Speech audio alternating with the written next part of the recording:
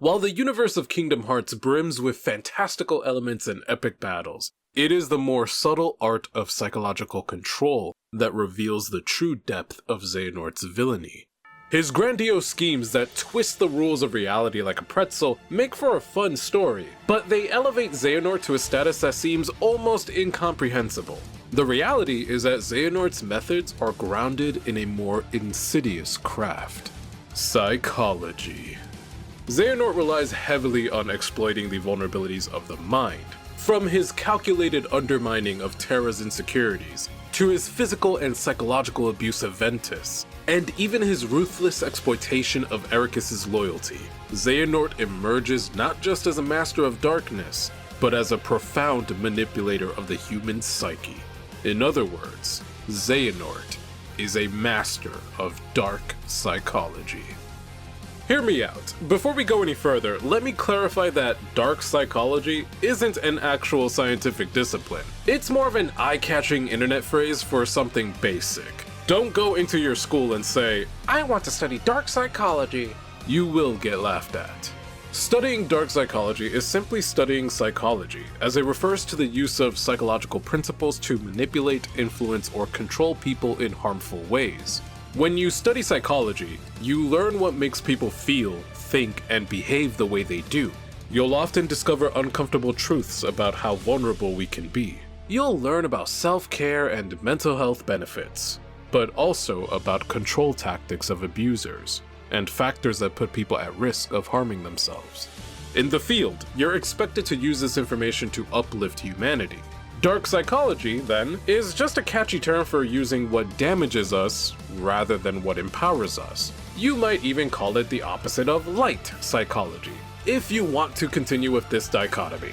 The phrase dark psychology fits perfectly with Xehanort's character, which is why I'm using it.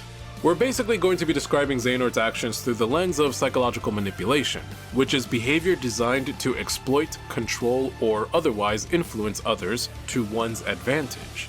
Xehanort is a man so convinced of his self-appointed role in the universe that he embraces darkness in its entirety, including its psychological aspects. Understanding this is crucial to grasping the gravity of Xehanort's villainy. We truly witness the depths of his manipulation in Birth by Sleep, where he achieves his goal not through brute force, but by masterfully manipulating those around him.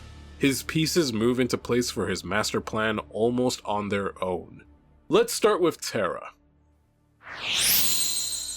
Our boy Terra was done dirty by everyone around him, but Xehanort was the worst offender. Xehanort planned to extend his life by using Terra's body as a vessel for his heart, effectively taking complete control over him. Xehanort couldn't simply force control. Instead, he made Terra's body and mind vulnerable enough to be overwhelmed. He did this by exploiting Terra's insecurities, gaining his trust, isolating him from his allies, and then backstabbing him. Xehanort first exploits Terra's insecurities about his ability to wield darkness by approaching him as a caring mentor. Terra desperately wants to live up to the expectations of a Keyblade master, particularly those of Master Eraqus, whom Terra considers a father. Eraqus' disapproval of Terra's ability to channel darkness hits hard, creating an insecurity within Terra from the start of Birth by Sleep. He has always been told that light is good and dark is bad, which extends to how he sees himself. Terra's ability to channel darkness feels like a curse, something that makes him a threat rather than a savior, and that's not the kind of man Terra wants to be. Feeling rejected and doubtful of himself, Terra seeks advice from another master, and what does he hear? You are fine as you are. This sets the stage for their dynamic. Xehanort's validation means the world to Terra, especially since it's coming from a Keyblade master comparable to Eraqus. Xehanort masterfully recognizes Terra's insecurity and uses it to gain his favor. Later, he exploits this same insecurity by making Terra believe he succumbed to darkness and stole Princess Aurora's heart. This incident leaves Terra guilt-ridden and doubting his abilities. Once Xehanort has Terra's admiration and has made him emotionally vulnerable, he moves to the next step: isolation. Xehanort doesn't physically isolate Terra, Instead, he approaches Terra while he is separated from his family, planting seeds of doubt that encourages Terra to isolate himself. Xehanort wants to be Terra's sole source of validation, creating a dependency that's much easier to establish without Terra's inner circle to intervene. He feeds Terra ideas that contradict his master's teachings, then orchestrates scenarios that reinforce those ideas. One such scenario involves Xehanort pretending to be captured, relying on Terra to rescue him. And hold on. Xehanort, you're a Keyblade master. If you want to sell the story that you were overpowered and captured by some random guy, you've got to be more convincing than a couple of chains. I can think of 10 different ways you could break those chains as a Keyblade master. In the next scene, you're passively blocking magic crossbow bolts before Satoru Gojo was even conceived. But I digress. Xehanort motivates Terra by telling him he'd bring shame to Master Eraqus and his fellow pupils if he fails. This might seem like a standard pep talk, but Xehanort is deliberately using Terra's insecurity to motivate him, which only channels Terra's negative emotions. He's intentionally trying to bring out the darkness in Terra with his clever choice of words. And it works. Terra successfully channels darkness, saves Xehanort, and is validated for it, despite his self-condemnation. This leads to Xehanort suggesting that Terra become his pupil, further distancing him from his family. However, Xehanort doesn't force Terra to decide immediately. He introduces the idea, gives a convincing reason for it, and then tells Terra to continue his journey on his own. This makes Xehanort seem less demanding and more like a caring mentor, effortlessly moving Terra along toward the final phase of his plan. Xehanort relies on one important principle of darkness in this universe. Emotions are connected to these forces, with negative emotions often enhancing a person's connection to darkness. Xehanort wants to overwhelm Terra with negative emotions. To do this, he pushes Ventus to confront Eraqus, knowing it will endanger him and instigate a fight between Terra and Eraqus. Terra wants to save his friend, which is the push he needs to willingly channel darkness. And who better to target than the man who foolishly tried to suppress Terra? This battle serves two purposes for Terra. It saves his friend, but it also lets him lash out at the source of his insecurity. Xehanort exploits this brutally. He has been building Terra's confidence in using darkness, only to then instigate a fight with his father figure at the peak of his heightened emotions. It's like throwing a child into the ocean after a couple of lessons in a kiddie pool. There's no way Terra could be expected to maintain control in this scenario. Terra overpowers Eraqus, and is left feeling remorseful for hurting him badly. But before Eraqus can reconcile with him, Xehanort delivers the finishing blow. Xehanort's plan was to overwhelm Terra with emotion after he had grown familiar with darkness. The loss of his father, his own hands contributing to it, and the betrayal of a second father figure creates the perfect storm of negativity, making Terra even more susceptible to Xehanort's will. Xehanort goads Terra into a final confrontation where Terra, understandably, finally lets go of all inhibition to destroy the man who betrayed him.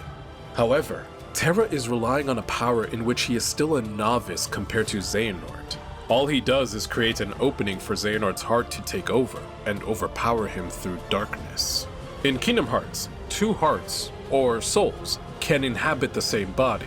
This can be done willingly, as we've seen with Sora, or it can be done forcefully, as Xehanort demonstrates.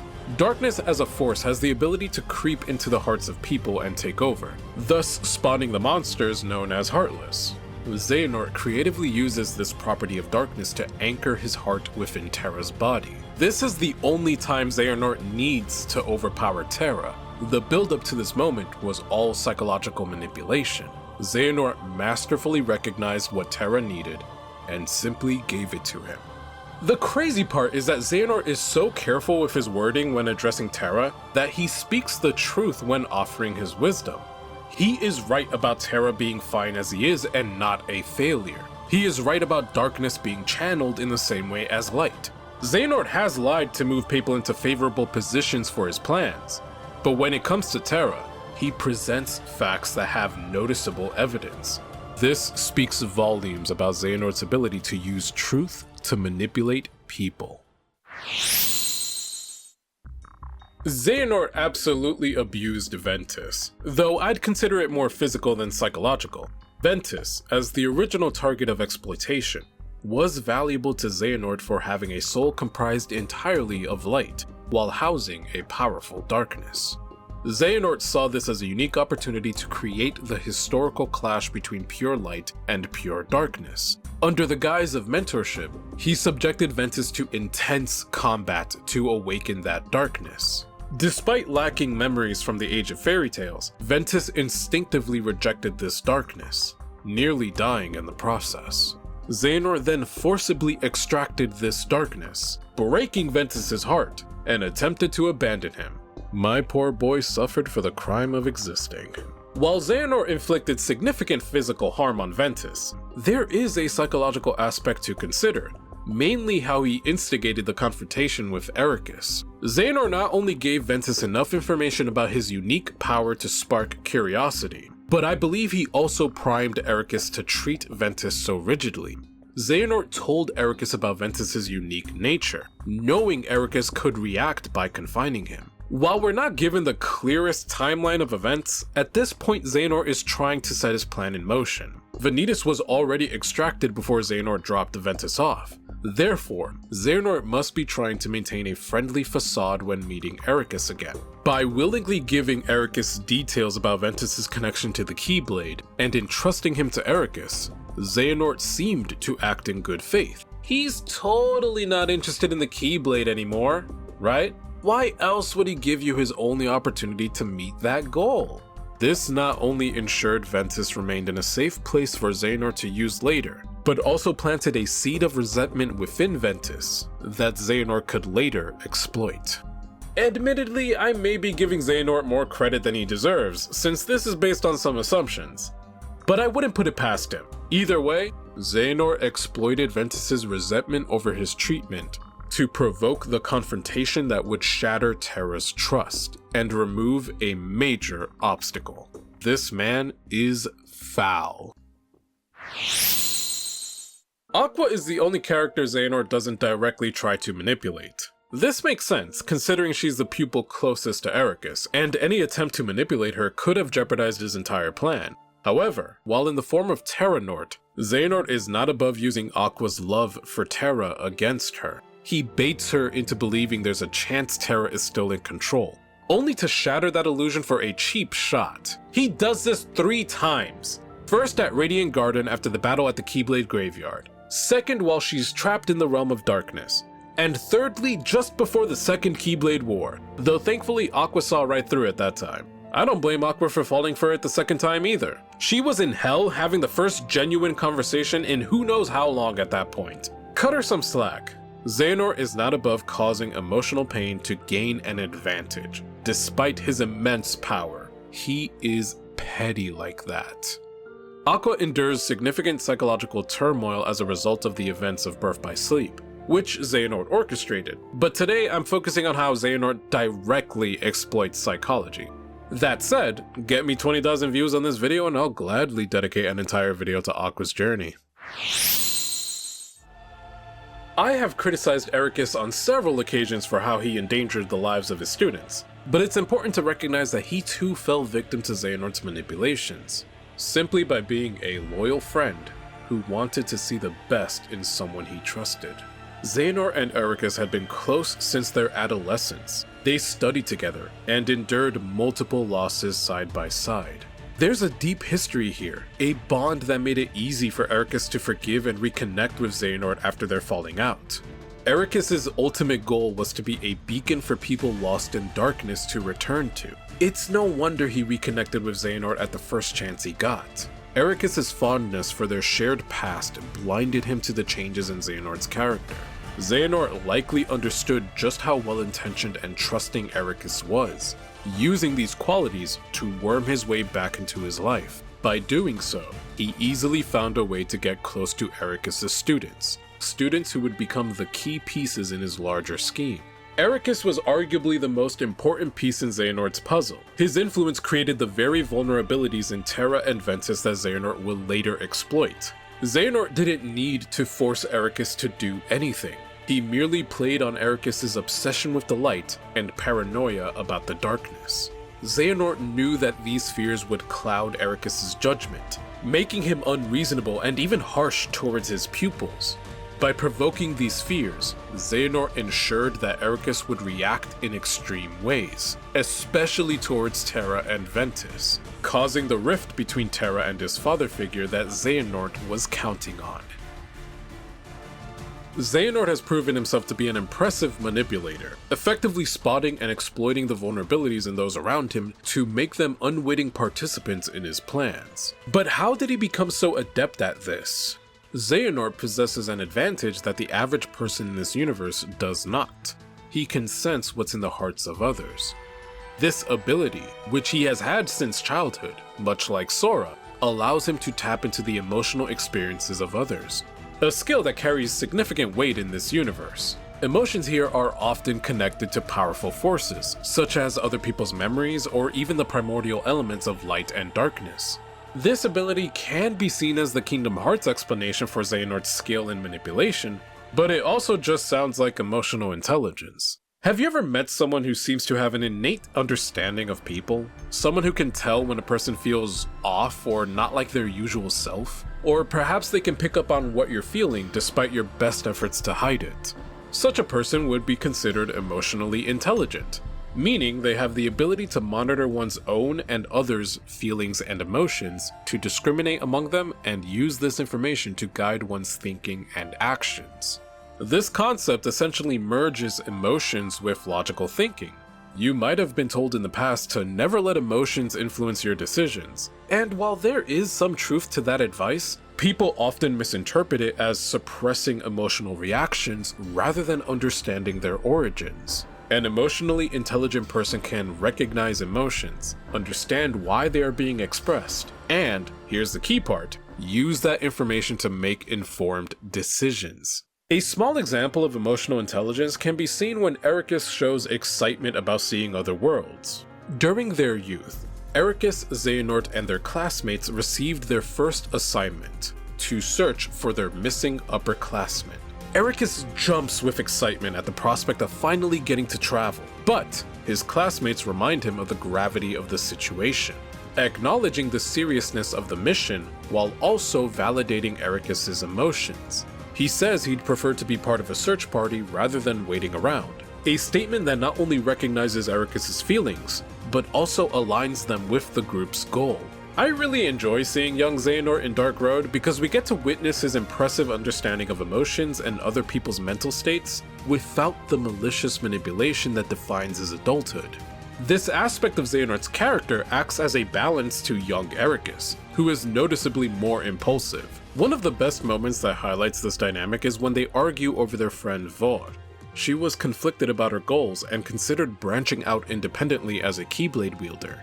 While Eraqus pleaded with Vor to stay with them, driven by his fear of losing a close friend, Xehanort recognized her desire to grow and supported her wish to pursue her path. Xehanort's response to Eraqus's plea might seem cold in comparison to Eraqus's more affectionate approach, but it was exactly what Vor needed to hear.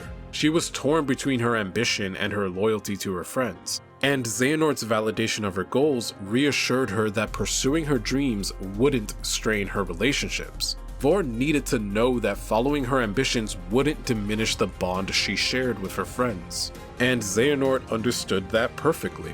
The moment eventually leads to a heated argument between Xehanort and Eraqus. Eraqus, unable to let go of Vor, tries to organize a search and rescue for her, convinced that she's making a mistake by leaving.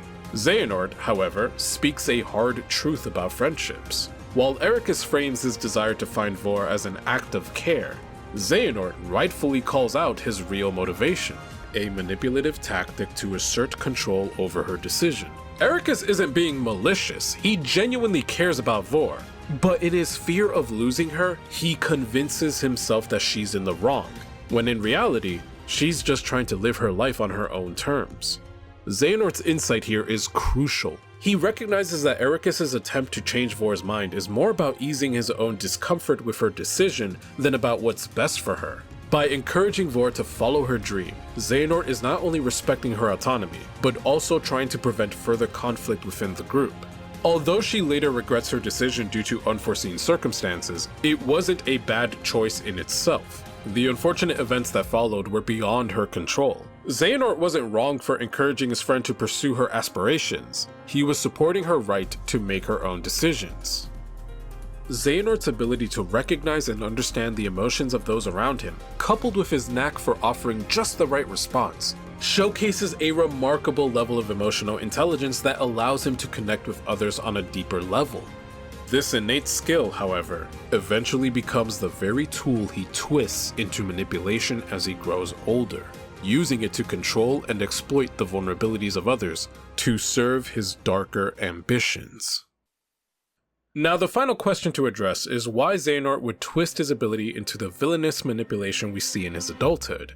Was he corrupted by darkness, or was the potential for manipulation always there?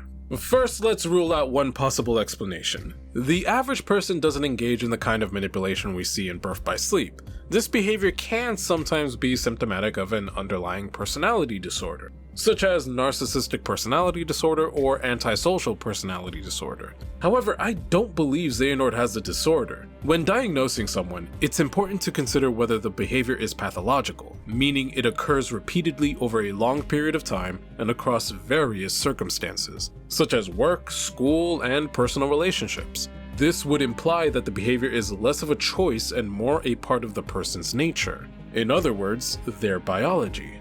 Xehanort doesn't seem like someone who just can't help but be manipulative, especially considering that he was a good kid with meaningful relationships. Xehanort's manipulative behavior are contextual to his greater objective. Xehanort's ultimate goal is to forge the Keyblade and unlock Kingdom Hearts to reshape the universe according to his vision. He believes that by controlling Kingdom Hearts, he can bring balance to light and darkness, seeing himself as the one who must lead the world into a new era.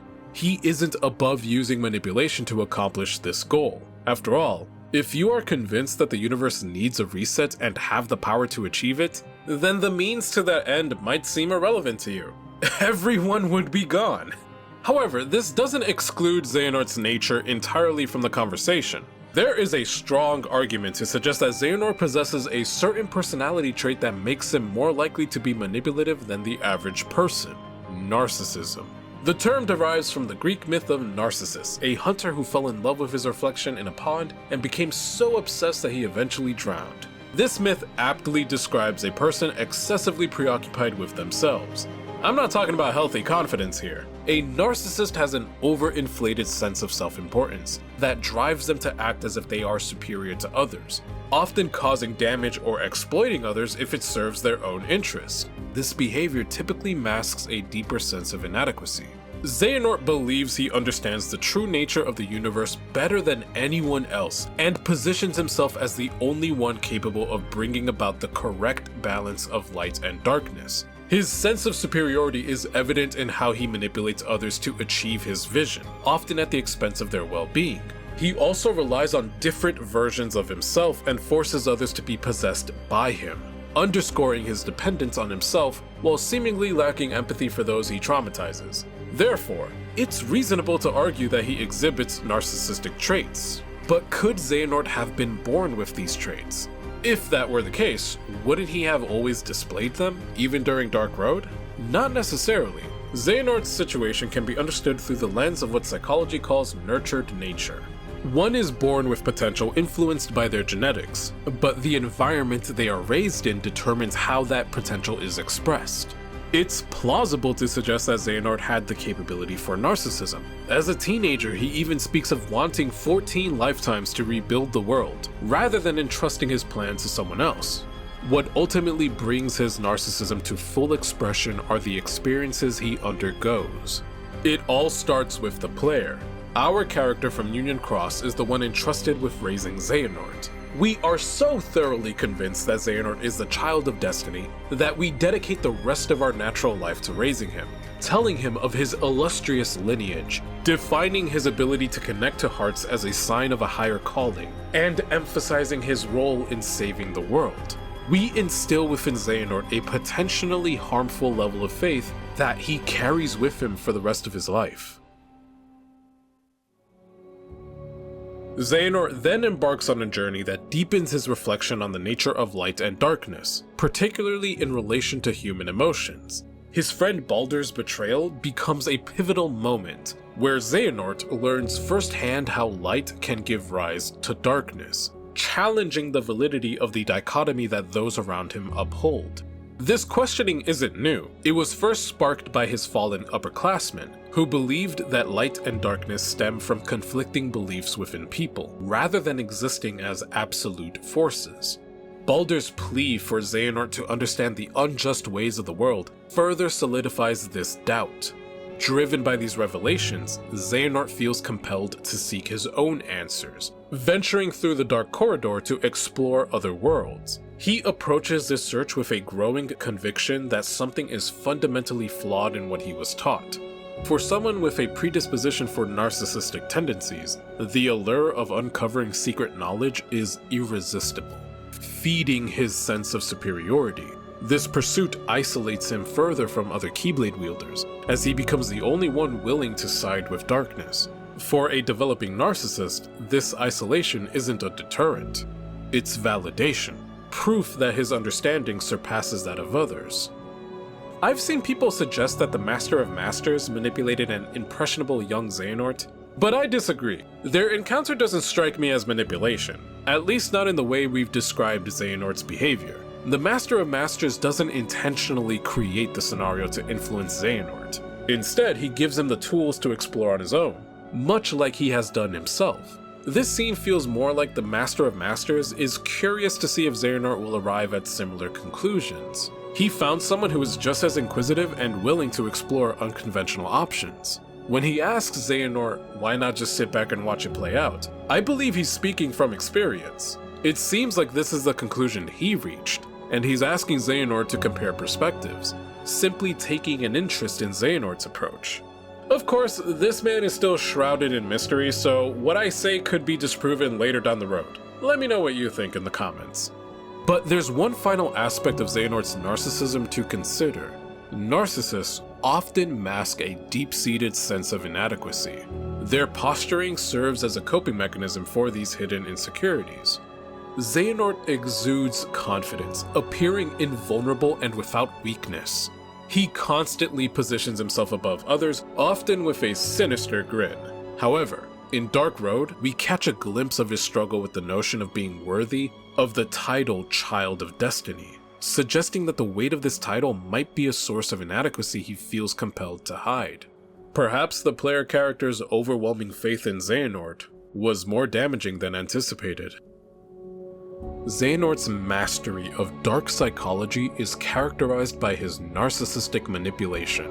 His descent into this form of power appears to be a complex interplay between his inherent traits and the influences around him. While he may not have been born with these tendencies fully formed, the environment and experiences he encountered, particularly the overwhelming expectations placed upon him as the child of destiny, brought these traits to the surface. His narcissistic qualities were exacerbated by his experiences, pushing him further into the belief that he alone possessed a superior understanding of the universe. As Xehanort's narcissism continued to grow, his emotional intelligence began to be repurposed. In his youth, he used it to understand and engage with those around him, but over time, it transformed into a tool for manipulation. He accurately detects Terra's feelings of inferiority, Ventus's feelings of resentment, Aqua's fondness for her friends, and Eraqus' paranoia over darkness, but viewed them as vulnerabilities to exploit. His growing sense of superiority and isolation, combined with a deep-seated sense of inadequacy, ultimately shaped him into the manipulative figure we see in Birth by Sleep. Xehanort's journey is a cautionary tale of how even well-intentioned faith and guidance can warp into something utterly terrifying.